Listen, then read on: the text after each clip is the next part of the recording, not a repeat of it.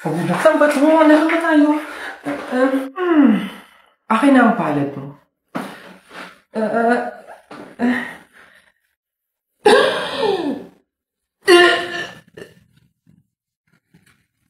Ang tadhana mo ay ang lalaki sa buhay mo. Nakukumpleto sa'yo at sa mga cravings mo.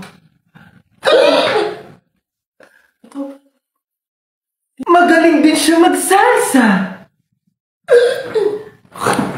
Oh, hala, Tia, piting ano nangyari sa'yo? Naku, baka gutom lang yan. Wait, di ba may chicken tayo dyan? Tsaka nga pala sauce. Ayan, paniguradong gaganahan siya dito sa sarsa ng Mang Tomas. Ayan, oh. Ano yan? Ay, ano yan? Mukhang masarap.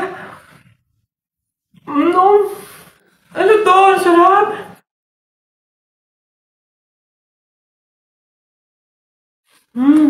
Bitin, pengi pang sauce. Ah, ito, may hot and spicy pa niyan.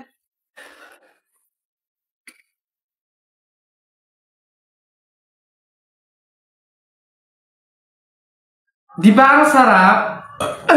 Okay na ako. Ang sarap ng sarsa ha. Anyways, back to work. Happy birthday to you.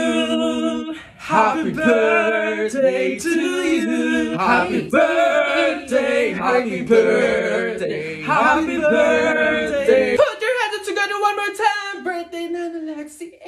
Birthday, Nana Lexi. Happy birthday to you. Happy birthday, Lexi.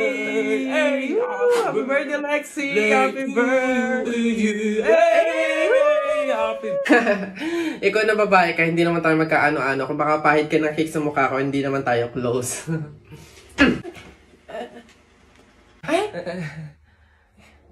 Si Kuya naman hindi mabiro. Komedyante ako eh. Hindi mabiro to. Sige, sorry.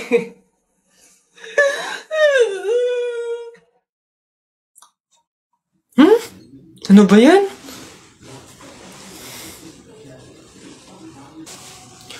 Hoy! Ano yung ginagawa mo? Ay, bakit po? Kasi bawal yung ginagawa mo. Hindi pwedeng punasan yung salamin ng kabaong, pamahiin yun, masama yun. Alis dyan, itigil mo yan. Ay, wow! Kayo pa tong may ganang magalit, ako na nga to nagmamalasakit. Pamahiin pa rin, ha? O, tingnan mo, nasan yung patay dyan? Hindi ko na maaninagan yung mukha sa sobrang gabok ng salamin, Ha? Ay, sorry. Bili na lang ako bagong kabaong. Hello, Beb? Uy, napatawag ka. Ihimiss na kasi kita Labas naman tayo today. Libre ko. G? Ay, wala akong time sa mga ganyan-ganyan ngayon Busy kasi ako. Daming work, gawain sa bahay. Next time na lang siguro. Hala, Beb, okay lang. Sige, next time na lang. Naiintindihan ko naman Take your time, Beb, gawin mo muna yung mga importanteng bagay na kailangan mong gawin. Thank you, Beb. See you soon. Uy, may story siya, Siguro sobrang busy talaga ng friend ko na to.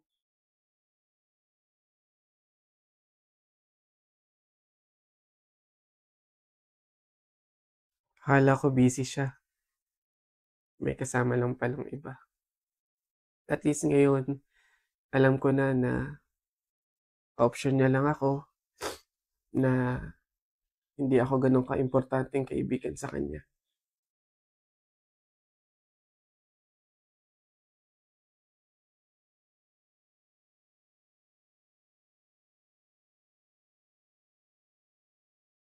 Ate, palimos po kahit konting barya lang po.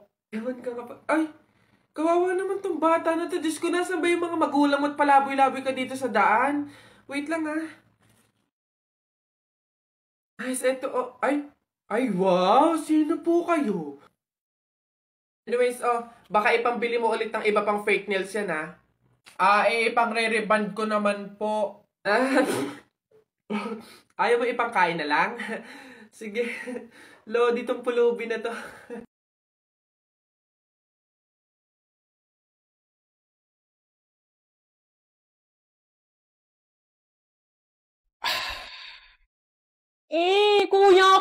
kasi yan. Ako naman nauna dyan eh. Ako kuya mo, kaya ako dapat mauuna. Mga anak, oy, mga bata kayo, kumain na kayo, tanghali na. Kasi naman Nay, tinan mo si kuya kinukuha yung cell. Ayun, Nesty! Sino?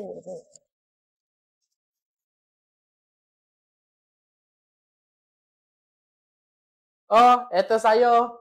Tsaka, ikaw muna gumamit ng cellphone. Ano ba kasi pinapanood mo? Ano kasi kuya, inaaral ko kasi sa TikTok yung trending ngayon sa TikTok, yung pantropiko ko sa isla, pantropiko yung ganun. Alam ko yun. Sige, tuturuan kita mamaya pagkatapos natin kumain. Yay! Thank you, kuya!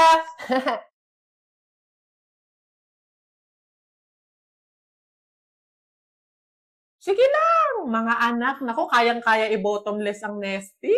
Mas nagiging sagana talaga ang kainan natin basta may Nesty.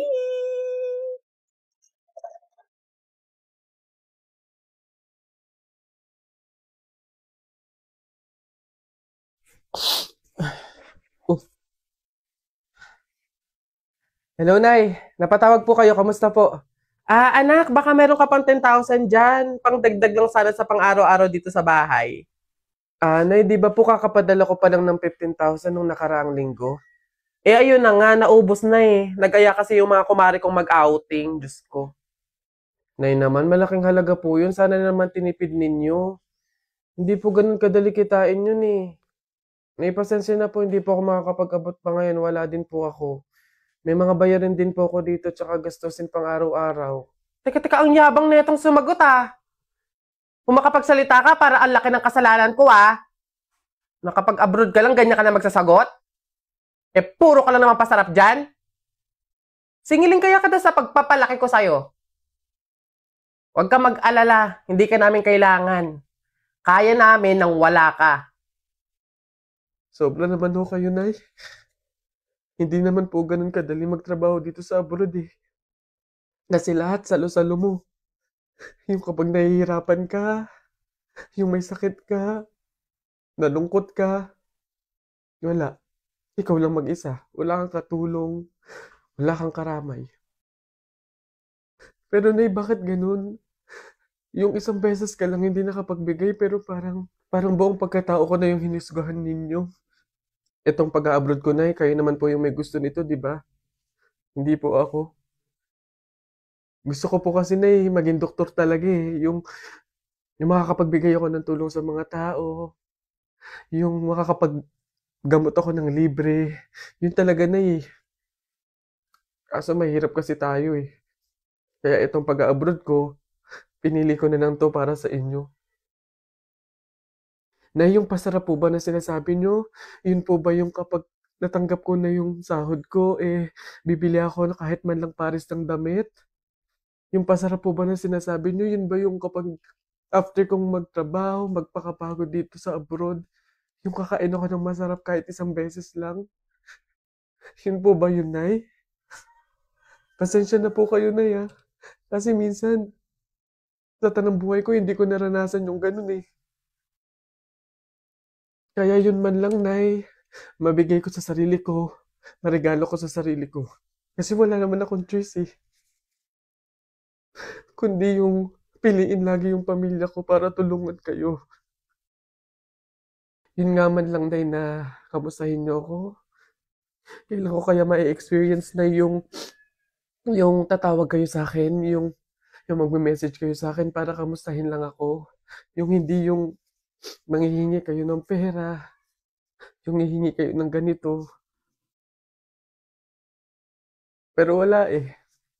Hindi ko alam, Nay. Hindi ko alam kung bakit sa kabila ng paghihirap ko, sa kabila ng pagpili ko sa pamilya ko kaysa sa pangarap ko, hindi ko alam, Nay, kung bakit ganito pa yung mga sinasabi niyo sa akin.